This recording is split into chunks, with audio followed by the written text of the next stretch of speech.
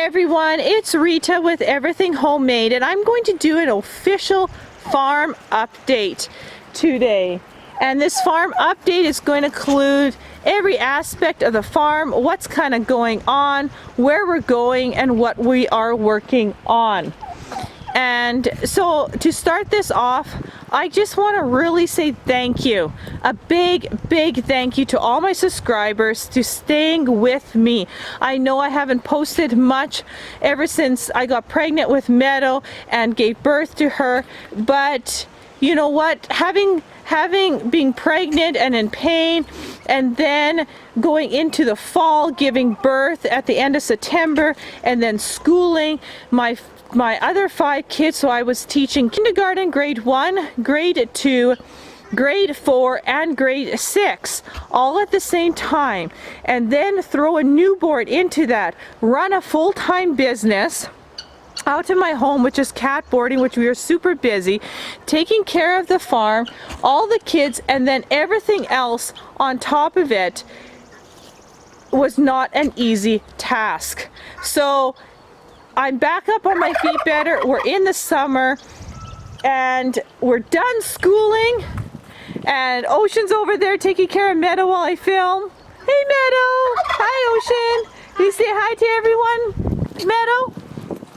She's going on a farm tour too. Say hello! Yeah. And a big help to all my children here that really gave me a hand. And now we're done school. Isn't that wonderful? Yes, awesome. So we are planning on creating more videos. As you can see, there's been several more uploads.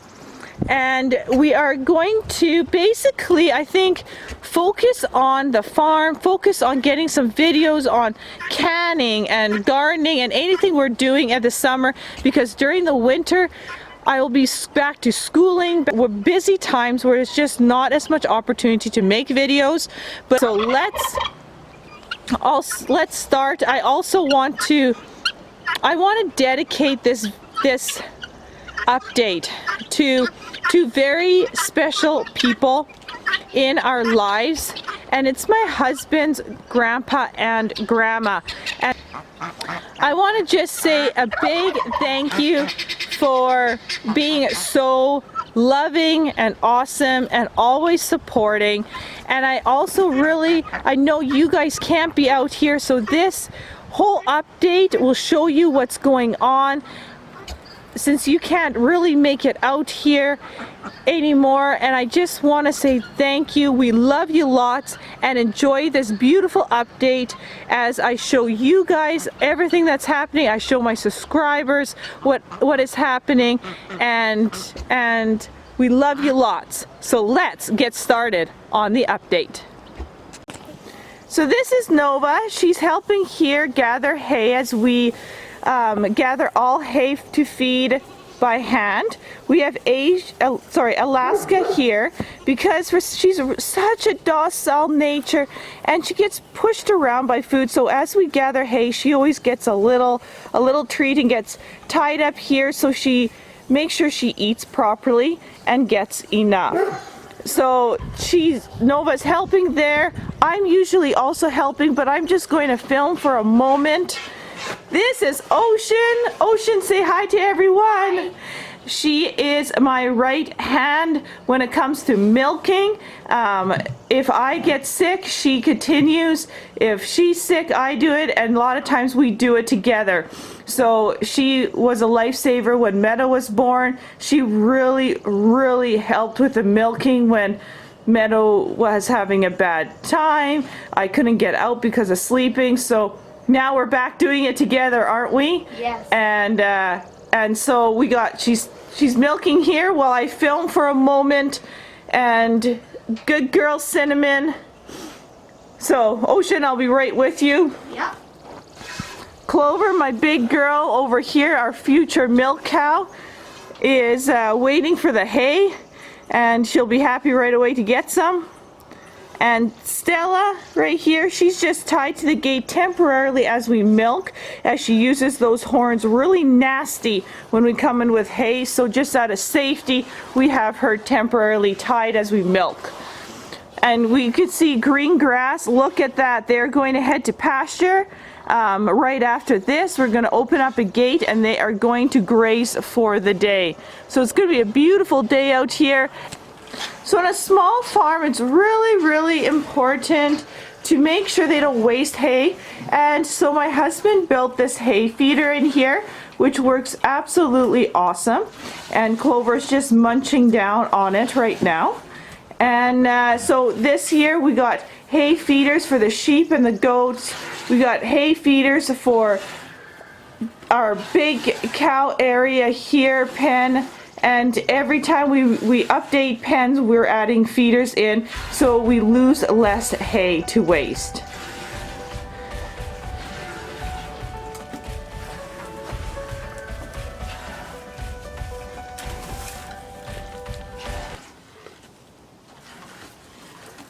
Okay, so this is the other feeder in for the goats and the sheep. As you can see, we fill up this barrel and they just eat at the bottom. And some things we spill when we first fill it, but they clean that up, and the rest they just eat out of the barrel, and it works really well. This is also the shelter we put up for the sheep and goat. This is the winter pen that I am in. We haven't yet moved them to the summer pen because we're building that right now. And in here we have 2 corrals. So if for some reason we got birthing happening or a sick animal or something, we can actually put them into either side here, and the feeder feeds all sides, so which is really awesome. So this little shelter works really well for all the goats and the sheep that we have on the farm.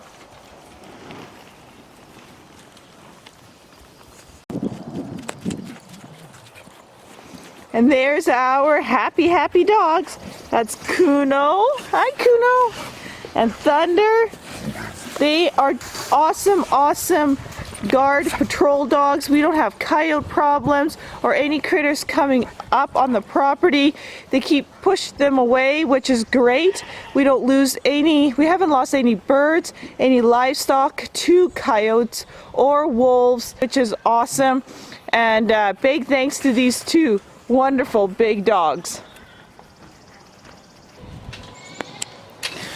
Okay, if you hear mowing and animal noise, it is because these guys are excited. It is loop time and they know we brought it. After we do hay in the morning, we feed out loop. So Ocean here and Nova here, we got their containers. We're doing the boys' pen, as we call this pen the boys' pen, with our ram, our bull, and our buck.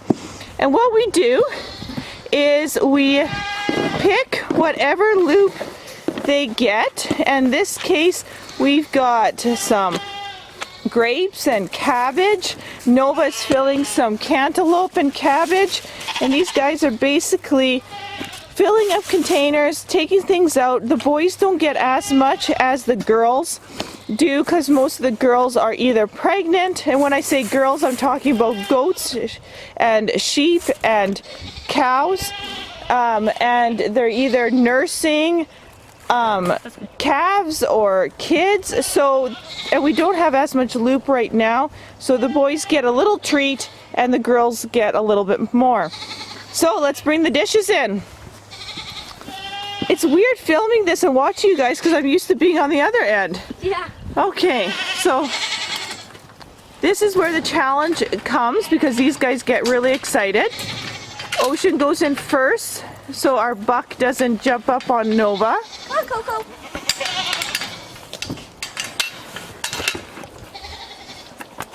Oh yeah, Mountie Jack loves this stuff.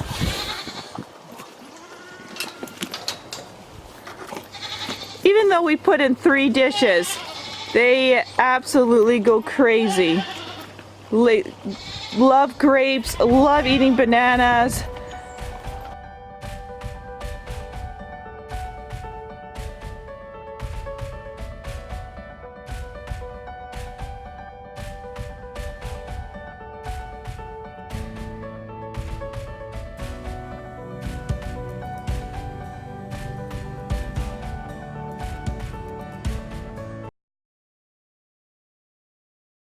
this is a cool thing. My husband set up this water for while I'm here, and it just, because we do have a bowl in this pen, we go through a lot more water, and so we got this tank. So he put a hose to it, and he got a barrel and cut it open. So all we have to do is just keep filling up this barrel from the main tank, and it just helps with the water consumption in this particular pen because of Mountie Jack. So we are bringing peppers, bell peppers, in to the goats and the sheep here.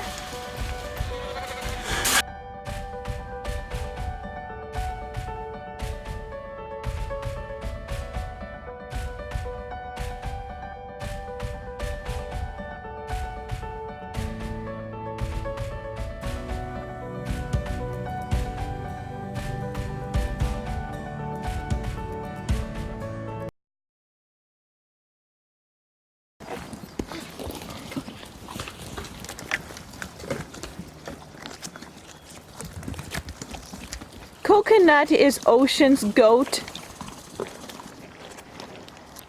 so she always gets a special little treatment, doesn't she, Ocean? Yep. Okay, let's go feed the cows. All right. So the cows, they know they are next, and they are getting ready. As my kids bring some boxes, we got a box here that busted, just making sure Ocean can get it. Excellent. They know, all the critters know the goods are coming.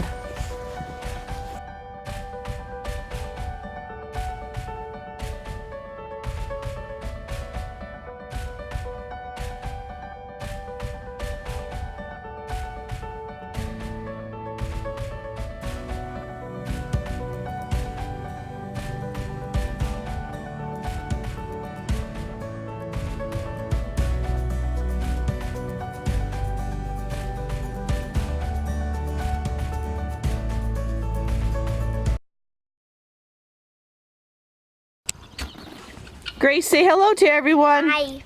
So these two do the bird chores, and I kind of come down here and help wherever I can, as I am more needed with the bigger mammals.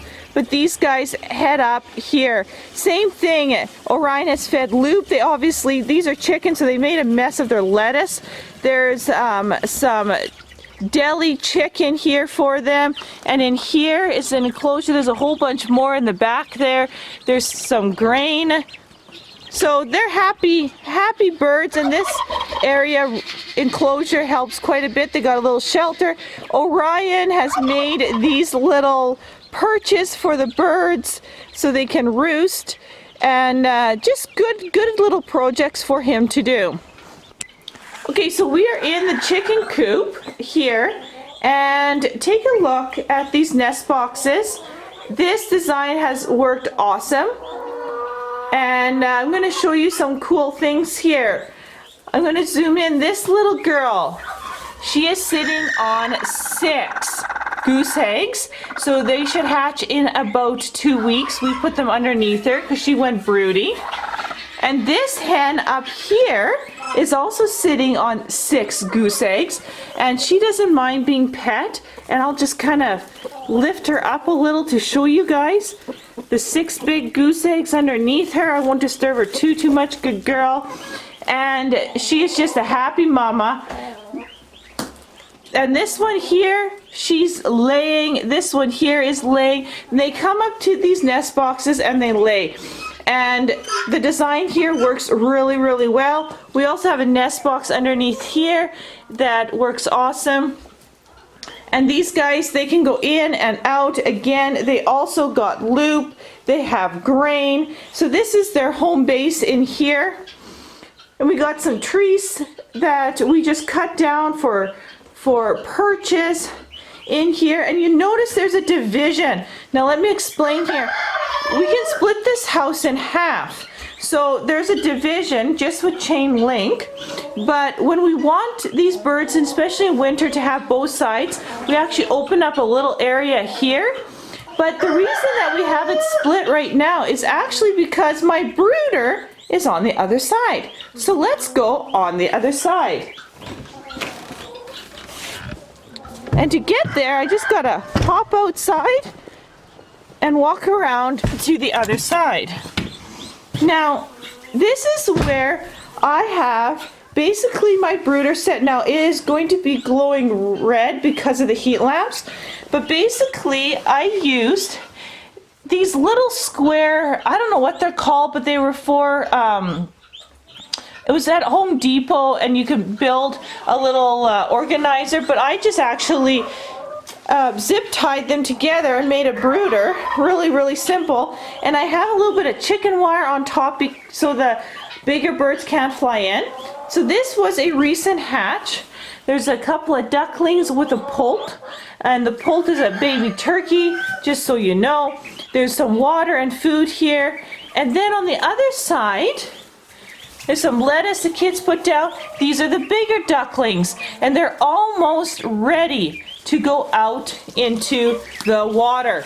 And we have some more poults here at different ages. So I can have 2 different ages in here, which are not quite ready to go outside yet, but almost. And it's amazing because those ducklings and those poults were hatched at the same time. Look at the size difference. So this has definitely helped. Once they're ready to go, then they go out where the big chicks were that I showed you at first. And by the time these guys go out, the bigger chicks will be out free with the rest of the birds, and we just keep on swapping birds out, depends on their age groups. So that's why I have this split right now at the moment. Right in that corner there, we can unscrew that area, and then the big birds have the run. And that's why you see that there's perches up here, is because the guinea fowl and everybody was on this side until I temporarily in the spring turned this into my brooder area. Let's take a look at this building on the outside. We have finally finished siding, putting metal siding on, so I'm going to walk you around this building. So this is the front. This is on the outside of the run. We have those 2 barrels are full of laying ration. We have some tubs here that are from the Loop program. We have some boxes here that the kids were working on. So just a couple things on the outside. So let's go in this way. So we're going to go through a big green gate here. And this is first thing in the morning. So let's go on this side. This side is the side that he has to finish up completely this year. But you guys can kind of see there's the awesome pattern with the metal. He made this lean-to for the ducks and the geese and the turkeys for over winter, which worked awesome. And there's nest boxes in here. Take a look. So this is where the ducks like to lay in some of the chickens. We got feeders hanging here. They can go in and out, and we have a broody turkey. Say hi to everyone. This is Copper. She's sitting on about a dozen eggs in there, and it's going to be really funny if she's successful.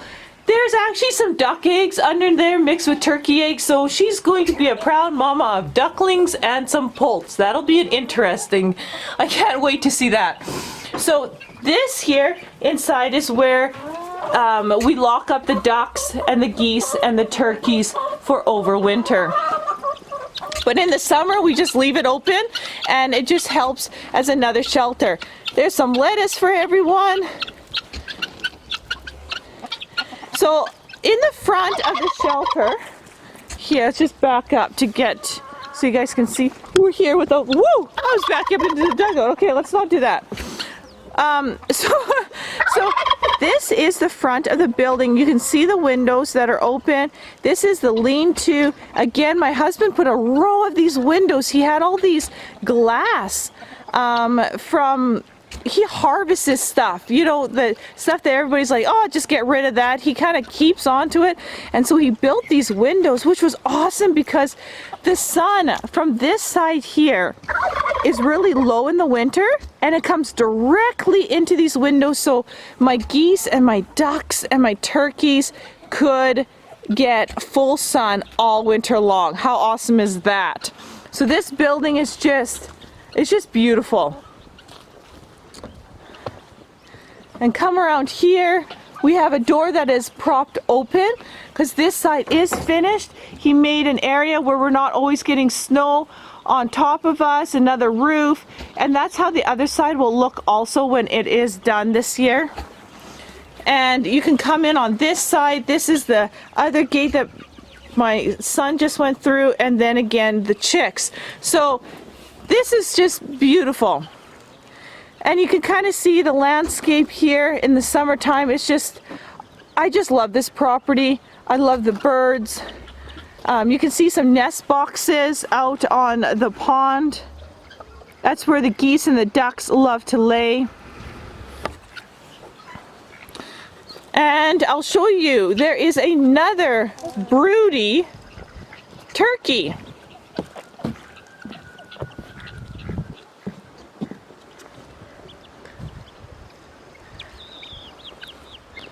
And she's right over here.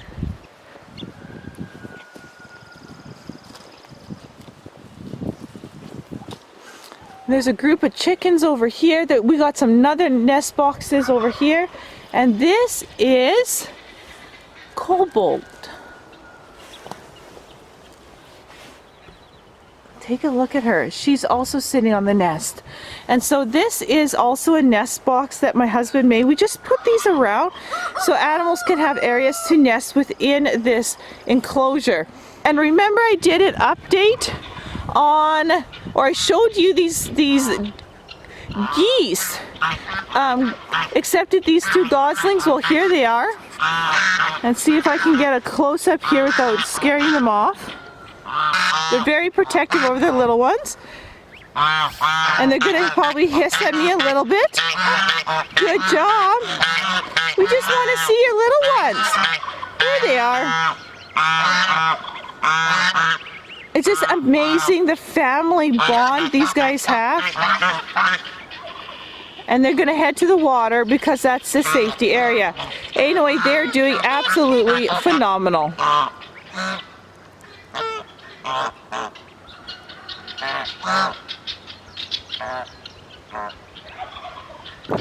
So we are now in the garden, and these are my garden ducks. This is Boss and his crew, and this is the garden. So they're basically eating dandelions, eating slug eggs, and just keeping this garden spot clean since my husband tilled it. And these guys are a grouping, so this is, we call him Boss and his girls.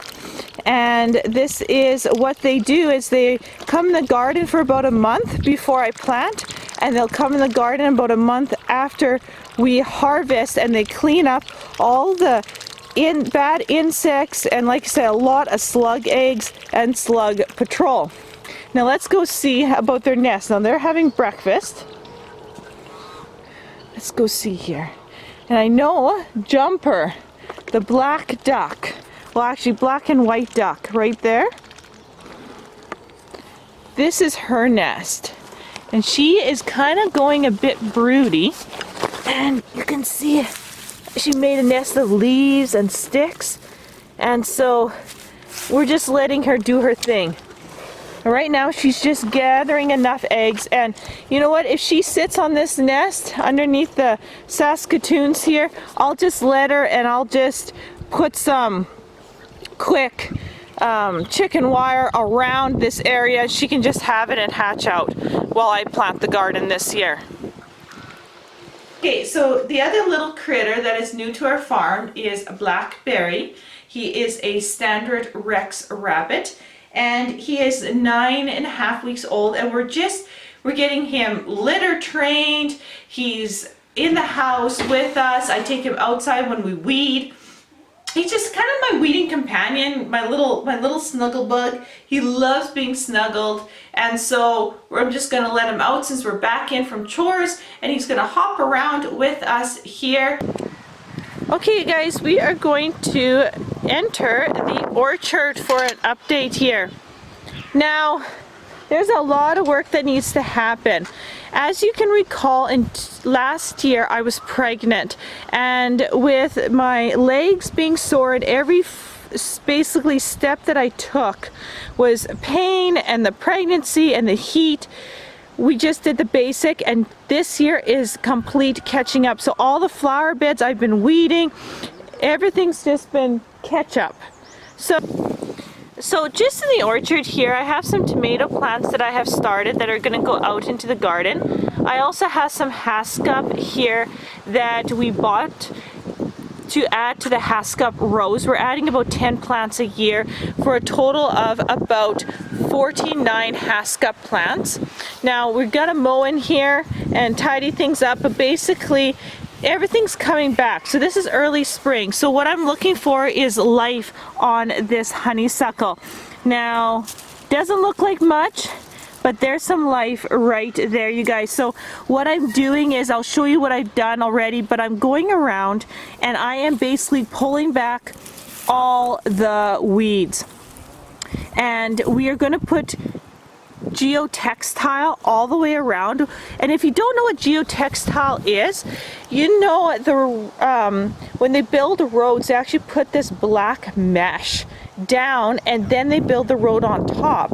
Well, it's kind of like landscaping fabric, only much higher quality, and that's what we're doing. So I'm gonna do geotextile, and I'm gonna start here, go around all the way here, and basically mulch on top, and that'll keep the weeds down. So I am busy working at that. So the honeysuckles have made it. These are the Russian pears. They made it. They are coming back. Look at those beauties. Even with minus 45 and 50 this winter, they made it through. So I am thrilled, because this was the first winter they've been through, and that is the hardest winter because their roots aren't as well established. Now you will also see what I did here. You'll see down in the middle of the rows, I have laid either plastic, I have done tarping, and basically when we lifted this row up where strawberries were to be, I did not have I did not have the energy to finish the job. So I did this temporarily with the kids just to buy me time for the following year. So I'm going to pull back some of this and I'll show you what has occurred underneath. Basically, this is what's underneath. You have some, what would that be, quackgrass trying its hardest to pop up, and some of this is actually creeping Charlie trying to survive. But all I'm going to do is really work this ground. But what it has happened is killed the dandelions and has halted the dandelions from coming, and just saved me some backache until I could get into these rows. Again, all these rows are going to be geotextile laid down with slits for the strawberries to get in, because like landscaping fabric, the moisture will go through the textile, but it will prevent the dandelions, and it's even stronger, no weeds go through it. So again, another pear tree nicely survived. And so all these rows are eventually going to be strawberries. Again, we got a apple tree here. You see the little buds right here, they're coming. And if you take a look over here against the fence, this is so awesome. Look at those buds. Do you see them? They're right here. Right here. You see those buds? Those are the grapes coming back. So we have a grape there, we got a grape there, and so far all the grapes on this edge that we planted in last year have survived. So again, we're going to do the same thing. We're going to take the geotextile all the way around and really clean up every single bed. So right now I have been weeding for the last week and a half. Where the rhubarb is, which I'll show you, I am now into the orchard.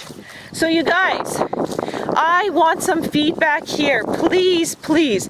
This bed, this is a big bed. blackberries did not make it. They died.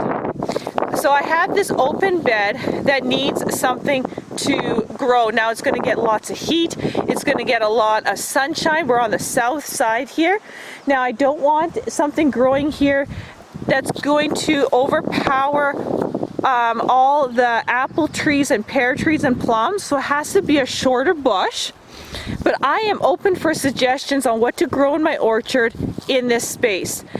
I am completely open, as I don't really know what I'm going to do here, but I need to figure something out. So berries, it can be a fruit, but it must be edible, something that we can harvest and make some food out of. So suggestions would be awesome. Also, with this spot in the background, we're having the grapes vine up. So it needs, you know, we got about 4 feet. We can get up to 4 feet here without any problem. Also, so come around this way. So this one I already weeded. So I'm weeding in here, clean this up, and then I'm going to put the geotextile. So I'm getting close to the weeds. I've done this one here, and kind of working at this spot first of all. Let me just hop over here to this side. So now we have this bed that I'm still looking for suggestions, and this one here is the row of haskap starting. So we're actually going to do, I think it is 7 rows or something like that of haskap all the way down here. A total of 49 haskap will be in this open space. So every year we're adding another row. So that's pretty exciting.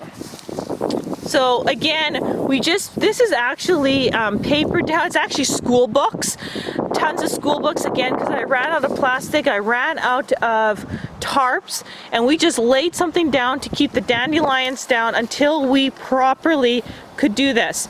Now this haskap is actually blooming. They bloom really early in the season. That's why I like them so much. And they overwintered well. No surprise, they grow in Siberia, so there's no surprise there. Some dandelions again. So we're working on row by row here to get this orchard together. Again, we got some more apple trees. Take a look at that. Beautiful buds coming, and the garden on this side here. So we're definitely step by step getting this orchard together. Even though it was so cold, we have elderberry, as you can see, it coming back right there. We got another stem. Now it did die back, but that was no surprise. It was first year planted, so hopefully year after year the root base will get stronger and it won't die all the way back. A lot of times when you start an orchard, the first winter is the worst. You've got to get past that first winter, and then things get better. Again, I weeded around here, freeing things up. Again, for geotextile, so things are going to dramatically change as I'll spend the next almost 3 weeks working in this orchard. So this section here, I believe it's 10 feet. We did in between plants. So this 10-foot section and this 10-foot section, we're going to get ready for strawberries, and I'm going to film how I'm going to get that bed ready, what kind of dirt I'm going to put in to get these beds ready for strawberries to go in. And then every year as runners come, I'll move to the next 10-foot section. So that's an overview of the orchard. We got maintenance to do, but you know what? Mostly everything made it but the blackberries. So I am absolutely thrilled with that. A little disappointed obviously that the blackberries didn't make it, but a very minimal loss in consideration of all the plants we planted last year, and we just got to find a replacement there. So let's move on to a flower bed that I have finished and weeded, and I will show you that. Okay, do you remember this flower bed last year? It was basically mostly dirt with a couple of plantings. We'll take a look at this beautiful rhubarb coming. This is just awesome. Last year my dogs kept on laying on it and struggled to survive. This year it's coming up with a vengeance. So this is another place that I am open to suggestions. I'm going to have tons of rhubarb, and I need more recipes, some really good preserves, something creative to get into the cold storage. So send me some recipes in the comments. I would love to hear from you, and even try them and even tape some of them and get some more ideas, as I'm lacking rhubarb recipes. So we laid a lot of mulch down to prevent weeds. So as this flower bed gets bigger and we fill it in, we'll move some of the mulch. But right now we need a centerpiece in the middle. We need a centerpiece in the middle here, which I am leaning to my marshmallow plant that I had in town and I really wanted back. So it's beautiful flowering. It's actually before the hollyhock was developed, it came from the marshmallow root. So I'm just gonna hop into here. This is horseradish coming up. This one right here and that one there. And this is open because my husband's gonna finish the walkway like we did on the other side. Now this beautiful choke cherry is doing awesome. It's a sherbet choke cherry, and it's our centerpiece. It's actually got lots of blossoms gonna come. It's doing wonderful. And again, we weeded this and mulched. There was so many dandelions from last year, but we mulched it heavily again, filling it in. So there's a lot of work. But we do have some daffodils blooming. Look at those beautiful. And they are making a border here on this side. I have a daylily here that I really want to spread that daylily around. This is a walkway. Again, we're going to put geotextile down on this walkway, fill it in with mulch, really make it look pretty and stand out. This is the herb bed. Now we just finished this. It took us like 2 days to fully weed this. Basically every inch was dandelions, little dandelions started. We cleaned her right up. We got the sorrel, the oregano coming up. They're all perennials. The woodworm in the middle, the hyssop over there in the corner. So we're really catching up. What would have taken me basically a month while I was pregnant, it's taken me a week to do of heavy work and labor to get these beds back up to snuff. And we're gonna plant. This is the other place that you guys can give me suggestions.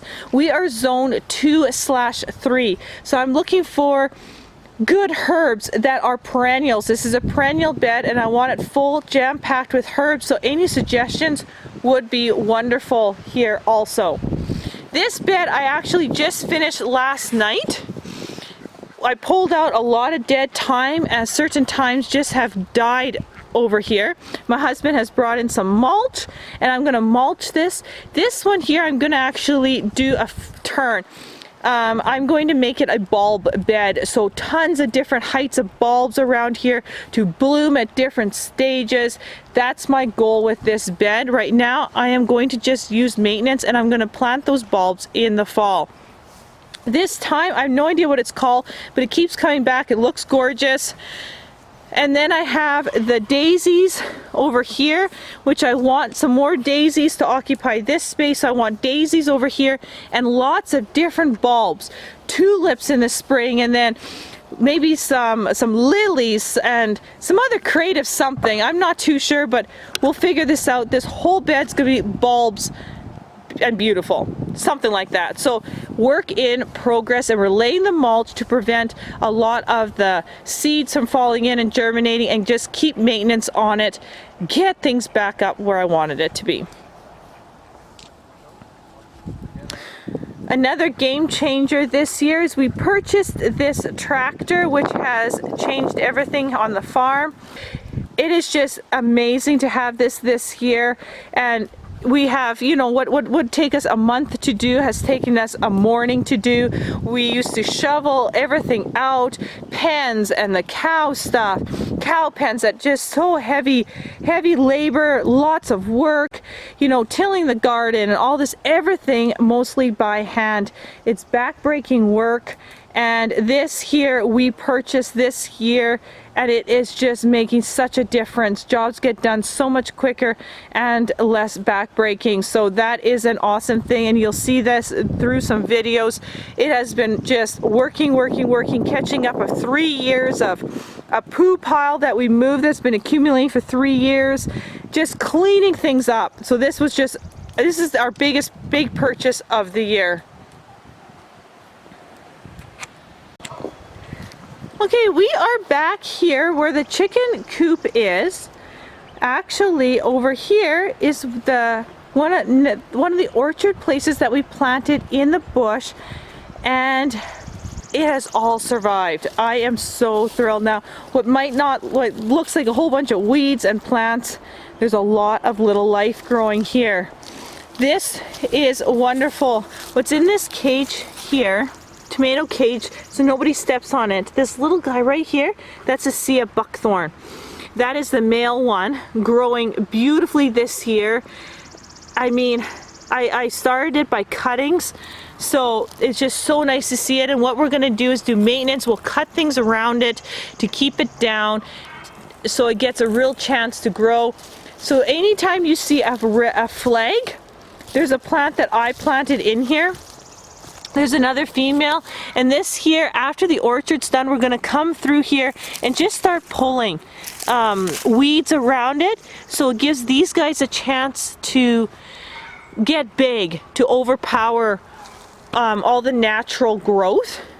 And once they're big, then the little growth, it doesn't matter too much. But this is what we're doing, is just pruning the bush. And this is another sea buckthorn. There's one over there. And then in the background here, we have chokecherries, so which are native here. These are actually native chokecherries that we purchased because there is none, and we just stuck them in. They're all coming beautifully. So you'll see flags. I flagged either the plant or I flagged the tomato cage, which I will definitely be pulling up this year. They have all made it. We planted them all around here. They're looking good. And a lot of these plants we bought at Hardy Fruit Trees in Quebec, and they have trees and fruit trees for our zone. So they do a lot from basically zone 0 all the way to zone 4. I mean, they have some warmer, but they really concentrate on trees that will grow in this harsh environment. And so far, besides the blackberries from them, everything has survived. This is a Saskatoon, and we got lots of Saskatoons, and that's another Saskatoon. There are more native Saskatoons. So what I have in mix here now is I have, this one's one that I planted, and then these here are native Saskatoons coming up. And so we have about 3 different varieties of tame Saskatoon mixed in with a wild Saskatoon. So we're going to have some really cool pollination and a wonderful Saskatoons growing here. So we're really going to just take this bush and manicure it, make it beautiful. And it's just fantastic to see stuff coming and growing so well in this area that the goats were. The goats cleared this out the previous year. Then we came in, cleaned it up even more, fell lots of trees and planted. So this is pretty exciting for me to have things growing like this. I know it's small, but you got to start somewhere. So this is like a 5-6 year plan in here. But again, I got more energy. We're working at getting this right back up to snuff, everything to just be beautiful in here. Okay, so another big project that we're going to work on now. Take a look at how this is set up. We have this barn area. We have the stanchion in the first with the gate in front. Then we have where the cows are feeding. And then this is open. So we are actually short an area to put calves at night so we can milk the moms in the morning. So we're really missing something right here, right where Orion's standing. Wave, Orion! Right where Orion is standing. He's filling up the cow waterers right now. And so what we got planned here is to do something like this, but over here, and I'll show you the big project. Now look how clean all that poo pile is. He moved everything and cleaned up everything in here with that tractor in basically a day, which is awesome. What?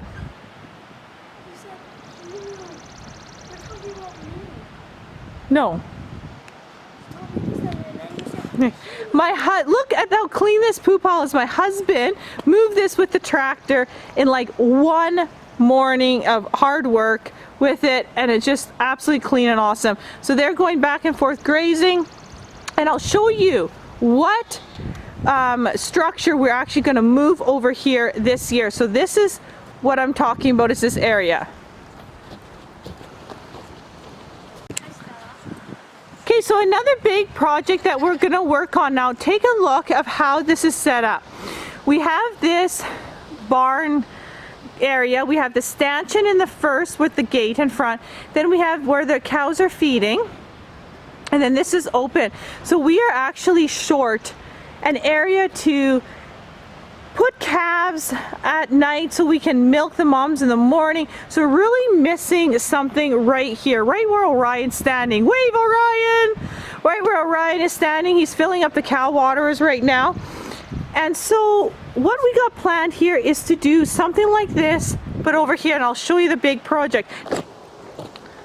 Okay, you see this building full of wood? So what we're going to do is we are going to empty all of the contents in here, and we're going to move this building right where I said we needed another building. This is the building that's going to go in, so we're going to modify this one here. Orion and my husband with the tractor are scooping wood and clearing this out so we can empty the wood shed into here, cleaning this whole area up, totally making things much more efficient. So that's the plan here. That's a huge job coming up. And let me just show you guys the geotextile that I was talking about in the orchard. And it's right here. So this is the geotextile, and it is actually 4.6 meters long. It's a pretty long piece. So yes, this is not all for the orchard. It is 92 meters in length. And so it is a huge roll, but what we're going to use it for, we're going to take 0.6 meters of it, cut off the end. That I'm going to use for the orchard. Remember, it's 92 meters in length. The rest of it we're actually going to use in the dugout to save the dugout from erosion for the ducks drilling. So we're going to do some erosion control and saving the dugout from the ducks drilling and doing some maintenance there, and I'll film that as we go. But okay, remember that I mentioned loop when we were feeding the cows, the goats? Well, we also have 3 pigs, and they are really our garbage cleanup when it comes to food, especially with loop. There's always something that you just can't feed anybody else, but the pigs will eat. So even though we do not eat pork, we raise a few pigs to clean up the waste. So anytime we're scooping out pens, not the cows so much, but the goats with the hay, then these guys really can decompose it. And then all the breads and a lot of the stuff that other animals won't eat, these guys eat. So we really just basically sell them as butcher pigs at the end, and then we get a couple more and just continue the cycle. So that's why these guys are here, and I want to show you an interesting design. So there's their feeder and water over there, and these again are just barrels, used barrels. Now come around the other side. It's really nice that I don't have to go in here to feed the pigs. My husband has modified this construction panel where there's actually a chute on the outside that I can funnel in the food and they can eat. And then the other one, we fill up from here, that little hole there, we put the garden hose in and we just fill up their water. So it's safe for anyone to feed the pigs because they can get a little bit on the violent side when they bring in food.